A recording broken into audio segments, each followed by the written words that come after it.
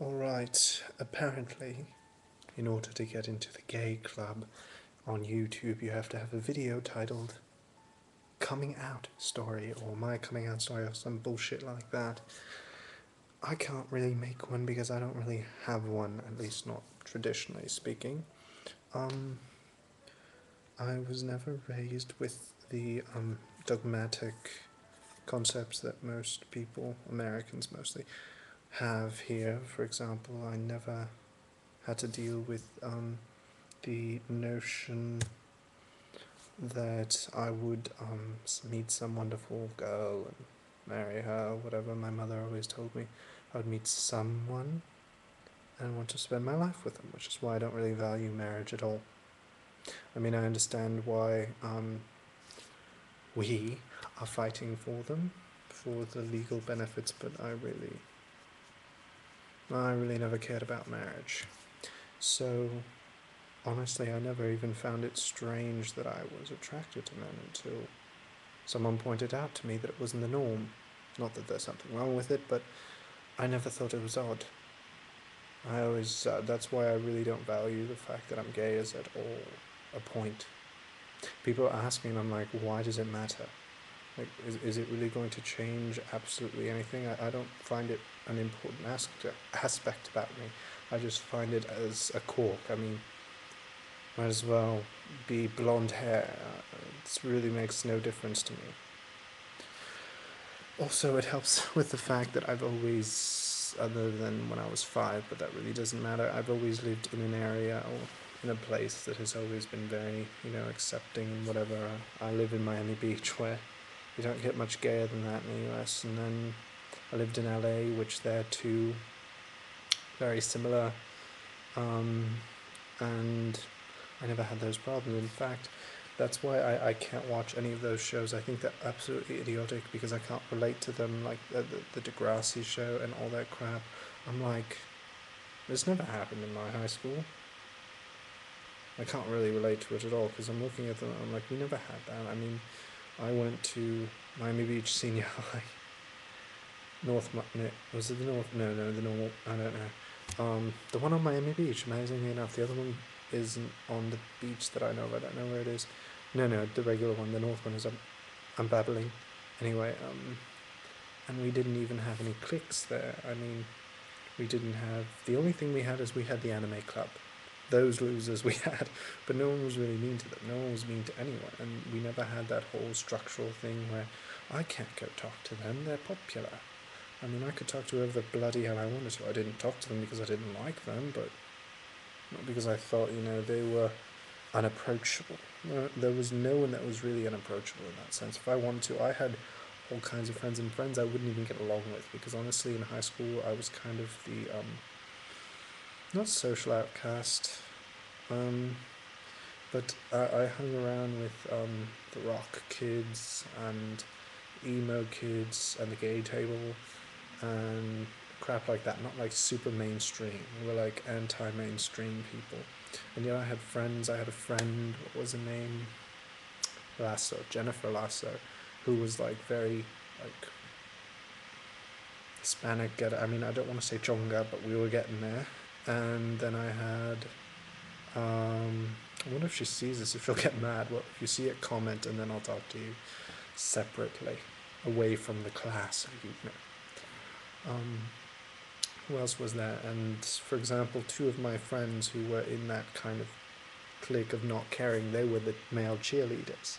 One of which had a mohawk and blue hair, Gerald, and Michael, who were the same. So, and they were in the spirit like squad thing.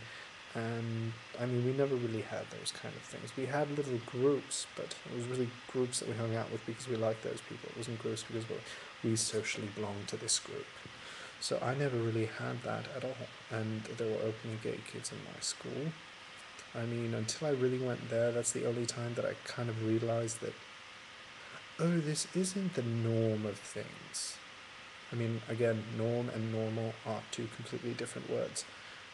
It's not the norm, because it's not the majority, but I didn't even realize that. I'm just like, I didn't even realize that this was an issue, or it at all mattered.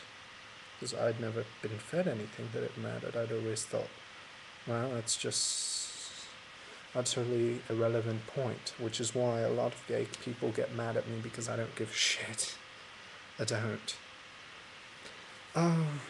But whatever. I wasn't going to make this video. Actually, I shaved for this video because I'm trying to get them to accept me into their club, so I need to look as cute as possible. And I wasn't going to make it, but Carl made me. Carl, KR, his name's KR, whatever the bloody hell it is.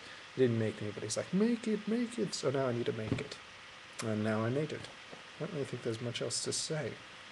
I mean, yeah, I never really had it as an issue. I mean, my entire coming out thing happened in the course of 2 days, in reality. I made one comment, which, it was a comment like any other, but it was a little bit more geared towards that, and my friend just jumped at it and said, oh my god, you're gay? And I'm like, didn't you realise?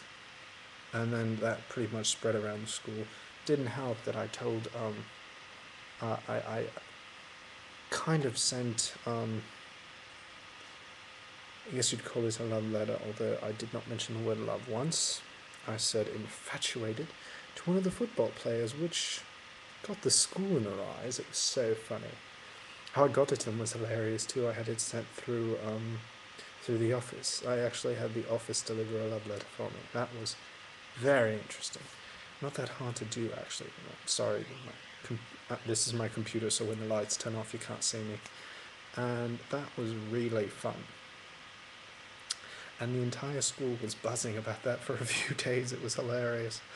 And I feel bad for the kid, because Orlando, I feel so bad for him, because I must have scared him shitless, because that day the next day, he would not look me in the eye. He was avoiding my gaze as if I was Medusa, a Gorgon, beware.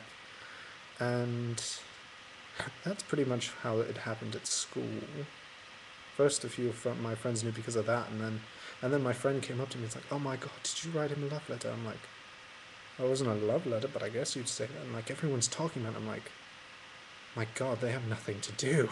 Why do they care? And I really didn't give a shit. I thought it was funny, and I found it odd that he would share that letter with other people. I would have thought he'd be too embarrassed. Honestly, he'd probably more embarrassed about it than I was.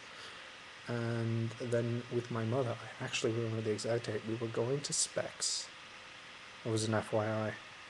It used to be a Specs, now it's an FYI. I can't remember when it was, if it was before it changed, either way.